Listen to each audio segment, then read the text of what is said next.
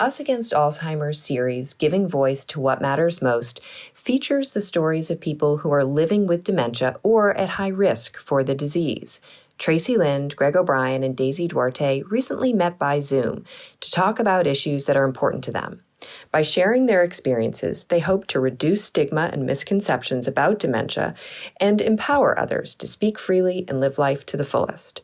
In this episode, Tracy, Daisy, and Greg explain why common misconceptions about dementia are wrong and why talking about it can lead to early detection and better quality of life. We talk about the misconceptions and stigma related to dementia. I think there are a number. One is that all is lost once you get a dementia diagnosis. And I think as Greg and I demonstrate, that's not true. There are lots of ways that you can still continue to have a really full life, even with dementia. Secondly, there's a misconception that self-care can't really change the course of the disease, so you might as well give up and give in. And I think we're learning that self-care can change the course of this disease. Maybe not the end result, but certainly the quality of life and perhaps even the length of life. Thirdly, those who are managing their disease through self-care often get doubted. Those of us who are trying to speak up about dementia firsthand, people say, oh, well, if you can do this, you don't even have it. And that's like being punished for trying to do well. And what people don't see is what it takes out of us to do this kind of advocacy and truth telling so that you, the viewer, can hear it firsthand. People think that everybody with dementia is at the end stage. Like when we think about dementia, Alzheimer's, FTD, Lewy body, we think about people in wheelchairs, unable to function, staring into space, and those of us in the early to mid stages aren't like that.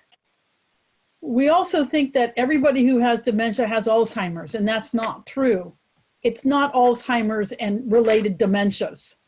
There's a number of forms. Dementia is a condition caused by many kinds of brain disease, one of which is Alzheimer's.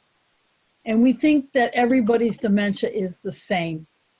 And that's not true. If you met one person struggling with cognitive impairment and brain disease, you've met one person. And as you can see by Greg and me, and I hope it won't be true for Daisy, but I guess probably maybe her at some point too, we're all different. So I think when you meet somebody with dementia, you need to be kind and considerate and leave some of your misconceptions and biases on the sidelines. And especially during this time of COVID-19, when so many of our friends who are living with dementia are really confined, and especially if they're in assisted living and memory units, are really lonely, the last thing they need to be is really judged. First of all, Tracy said it better than anyone could say it. So not only are the stereotypes wrong, but it prevents us in terms of creating a critical mass, because people don't want to talk about Alzheimer's, not everyone, until they go to your wake, and then they talk about it.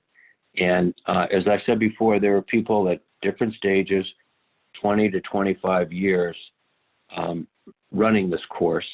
My mother, we talked a lot. She was a role model for me, and she taught me the need to speak out. But people are afraid to talk about it. They're afraid they're going to get fired. They're afraid that negative. So we haven't created the environment where it's comfortable. To be honest, the Latino family, the Latino culture itself, they sweep everything under the rug. You start forgetting stuff. They constantly think that it's just, oh, you're going crazy. Oh, you're crazy. That's not, you don't have a memory loss. So you go on for years of hearing that you start believing you're crazy when indeed you do have a disease that's going to take you. It's going to rob you of everything. I'm very proud to be involved with Latinos Against Alzheimer's because I do get to talk to a lot of families that think that way. And some I have changed their, conception of, what they believe in. A lot of them believe that, oh, my uncle was crazy, so now my cousin's crazy. It just goes down the line. They just think it's just crazy. You're just crazy when you're not. You have a disease that no one's looked into or no one's done, they haven't joined any clinical trials. They haven't done anything to get the word out.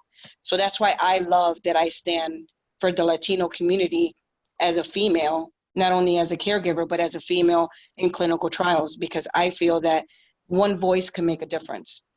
Early detection will lead to a cure. Early detection will lead to a cure, and it will free people up to talk about their disease. And early detection and early diagnosis will lead to a higher quality of life for people who are living with brain disease. And you know what? Denial, it doesn't make it go away. Us Against Alzheimer's series, Giving Voice to What Matters Most, is made possible thanks to the generous support of Sean Taylor and KBB Corporation.